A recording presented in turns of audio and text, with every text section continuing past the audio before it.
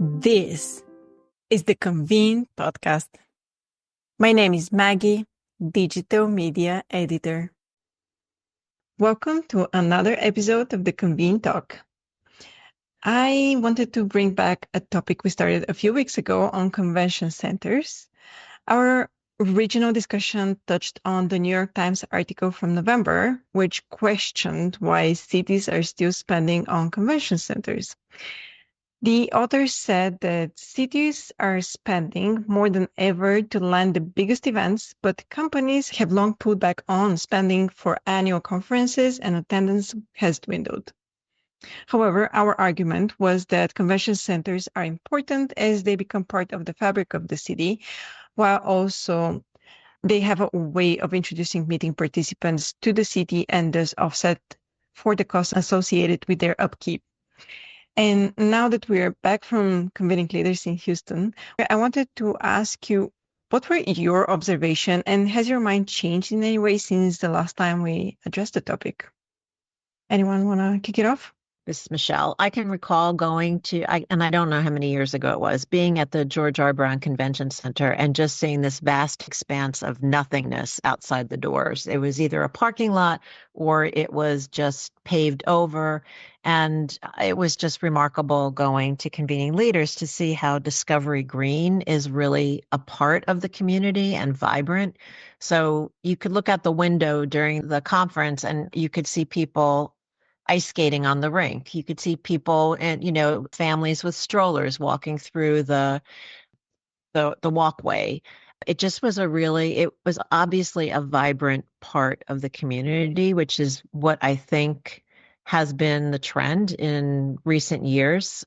Certainly the Dallas Convention Center with actually the K. Bailey Hutchinson Convention Center in Dallas has really big plans to renovate and add on to the existing convention center, but it's also the plan involves becoming more residential in terms of attracting people, making it walkable, making it more of like a district is I think what we've heard from other destinations call that neighborhood in the community. It's a district with, restaurants and attractions and just things that make the convention center feel like it's a hub in a community. So that has struck me. I also take issue with the idea that all conventions are dwindling. That's certainly not what we've heard. Where we've heard in certain instances of meetings surpassing their 2019 attendance levels, or just, showing that there's more of an uptick toward those levels, because that's a lot to recover. This was an industry that was decimated during the pandemic, and it takes a while to work back up to those levels. And things there have been changes in society and expectations. So it felt like that article was a little kind of shallow. It didn't really talk to people in the industry. And I think part of that is our own fault. We don't do a really good job of articulating our message in terms of being an economic driver and also being essential to community business, local businesses. What does anybody else think? A lot of people nodding. Yeah, you make me remember I was recently in Seattle and they have built a new addition to their convention center campus. It's called the Summit.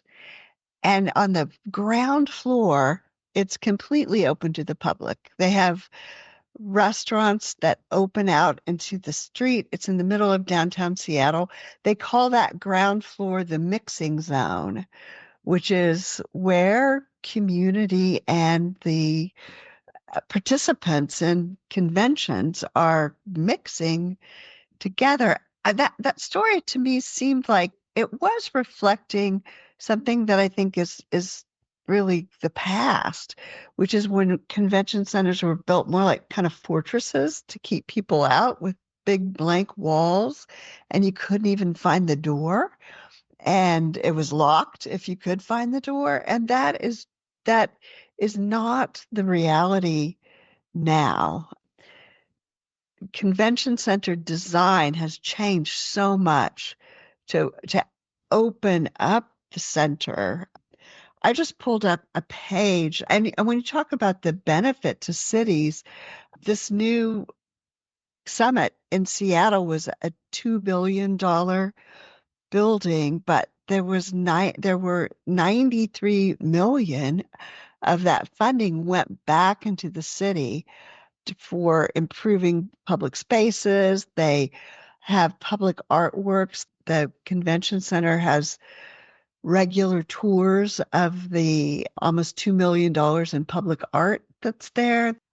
It's just a different model than it used to be.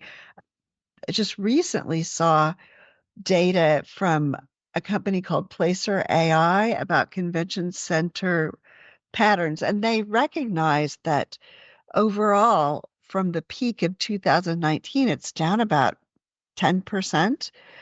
But one of the places that convention center traffic is moving, the needle's going up, is on weekend visits and community visits. And I think that that's an evolution. Not every city and every convention center is connected with the community, but I think some of the most successful convention centers in the country are. Casey, what's on your mind? Thanks, Barbara. What you were just talking about the, very close link between the community and, weekend events and convention centers made me think of research I found for our trends forecast last year, which talked a lot about leisure, the combination of business and leisure travel. And 67% of leisure trips actually start with a conference on the itinerary. So I think it's important to note in this conversation that convention centers are often kind of the gateway for new visitors to visit a city and then stay longer because they want to see the sights while they're in town. And we're seeing that as a trend that continues to tick up. People want to be able to make a trip out of their business trip for personal reasons or bring their family. And I think that's really a post-pandemic trend that kind of supports the importance of convention centers in the community. Jen? Oh, I was just going to say that's a great stat. And I felt like, reading that article, the first part of it where he's trying to drive home this point that meetings have disappeared and no one's going to meetings anymore. And I'm like, where is he getting this from? Because I am seeing the opposite. I mean, we run a lot of stories about research about the industry, about business travel in general, and I can, pull a couple of stats that show the exact opposite. And I'm sure there are parts of the meetings industry that are showing a decline, maybe in certain types of meetings. But everything that I'm seeing is pointing in the opposite direction. We are seeing a slow build back. And yes, things look different, things are changing, but by no means are meetings going away. So I'll actually pull out one of those stats because I thought it was a really good one. This is actually from the trends report that we did in November. This is from the Global Business Travel Association Business Travel Index Outlook that was released in, I believe, like late 2024. And they said that when asked about their most recent business trip, the most common purpose of travel among all global business travelers is attending seminars and training, followed by conventions and conferences, all of which are held in convention centers all over the world. So yeah, I was just super disappointed by this article. It just kind of, built itself on a faulty premise. And like you said earlier, there's just not a whole lot to go off of. But I think something that we are seeing change more and more and more, and I don't think this is necessarily new. I think this has been going on for a while, is like we're definitely seeing convention centers change in terms of how they're designed and their size. I feel like a lot of times when I'm seeing new convention centers being built, they might not be, 2.1 million square feet, like the Orange County Convention Center in Orlando. It's true, there's not a lot of conventions out there that can, meet or fill that entire space. But I feel like we are seeing more and more facilities that are smaller, maybe a little bit more tailored to the types of meetings that are naturally attracted to that destination. So it's not just like one solution anymore. It's not just the same. We're not seeing the same type of facility over and over again. That's what I see when I travel and see convention centers in different cities. I don't know, what you guys are seeing and thinking, but that's kind of, what I've seen in the past few years. Yeah, and I think he had a lot to say about renovation costs and how are these money being fueled into convention centers and in a way that they disappear and serve no purpose, which I think was wrong. And ever since I've started in the industry 20 years ago, I've seen over and over again articles and stats that prove how much money attendees bring to destinations. So I'm like, I don't get the connection there. There's definitely something missing in that part of his article. And also some of the quotes that he had from people in the industry felt very much taken out of context. Michelle, Yeah. what do you think? I mean, I don't know that we really have insight into the economics of running a convention center. And when you say it lost millions, but how was that offset by the economic activity in the rest of the destination? Is there any analysis of how many hotel rooms were filled, how the restaurants ran, Uber, Uber and taxis and all of the other stuff? It's like that what did not seem to be accounted for. So is it a loss leader in some destinations, like when you go to Costco and you can get a rotisserie chicken for $4.99, but you end up spending, hundreds in the rest of the store? I don't know if that's a viable model, and I think it depends on the destination. But that seemed, as you said, Maggie, to be missing from the reporting of this story. Barbara? One thing I'm thinking about is the fact that these are such large buildings, expensive to run, and convention centers, people would not expect this. They really are leaders in sustainability.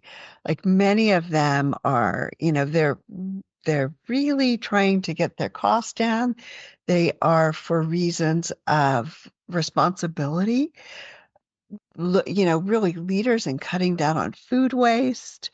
And it's a place where you can really scale the impact of sustainable measures. So I think that they look like, you could make it look like a big drain, but on the other hand, there are, it's public space that's being used in a very sustainable manner in many cases.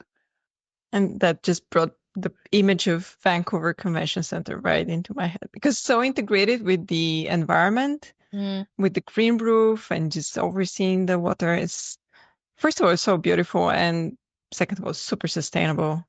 There were a lot of lessons that they passed on to the attendees when I was there. The early 2020, right before everything got closed for an IAPCO annual meeting, and it's not a big event, it's like 100 something people. And still, why not utilize a convention center? And I did not feel lost. They had other events running in the meantime. So it was also a good showcase of how other events are using their premises and how they're recycling and the other programs that they're running, which I felt was great. Yeah, Barbara? Yeah, to me, just a key word is warmth. I think that's what you see in some of the newer designed buildings that have a lot of, natural light and art and elements. I did find the story in New York Times that one of the most impactful things were the images that they showed, just a lone chair in a cavernous room. It kind of reminded me of like abandoned Ellis Island. And I think that you certainly can find that. You can find an empty exhibit hall, but that's not the whole picture. That picture is actually hilarious, Barbara. I just pulled that up. There are a couple of them like Very that. dramatic. Yeah. I just, like Maggie and Jen have said, I feel like the author kind of has a faulty premise here. I was also a bit surprised that he mentioned remote gatherings are becoming more standard, and that's a reason why convention centers aren't doing as much business. I just, based on the people we speak with, that's not true at all. Most of them do not have either the funding or the staffing to run hybrid conferences. It's very difficult to run a digital and in-person event at the same time. And most planners really don't want to go all digital. If they can, they want it to be in person and have been doing so, since partway through the pandemic. As soon as we were able to meet again, people were meeting again. So I think that's kind of another faulty premise for this article. Michelle?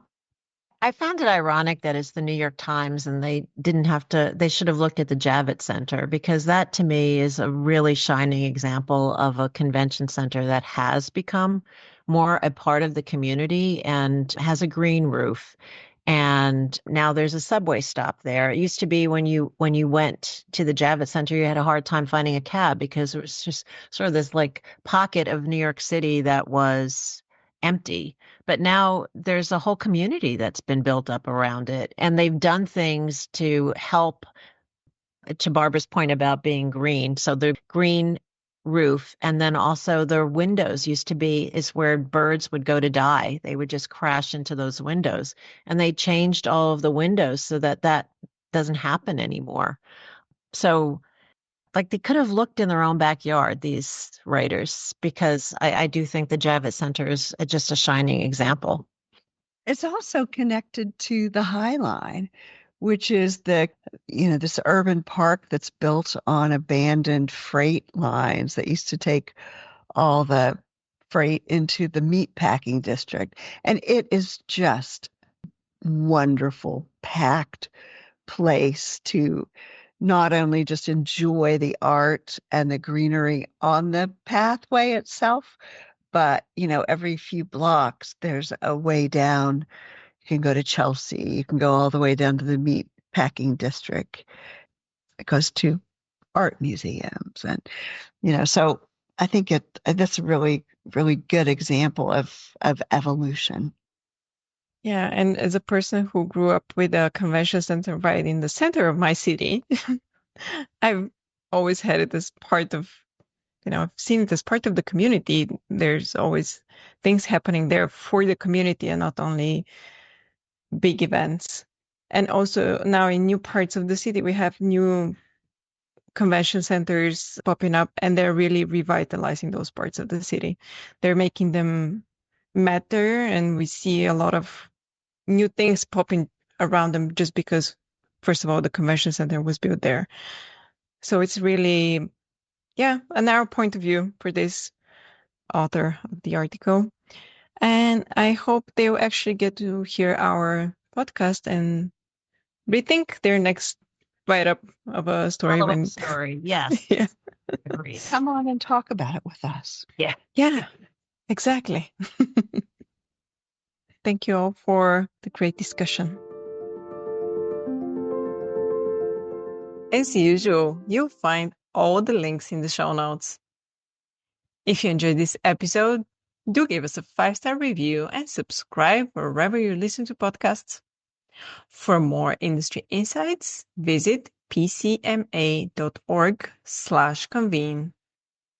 Stay inspired, keep inspiring, and until next time.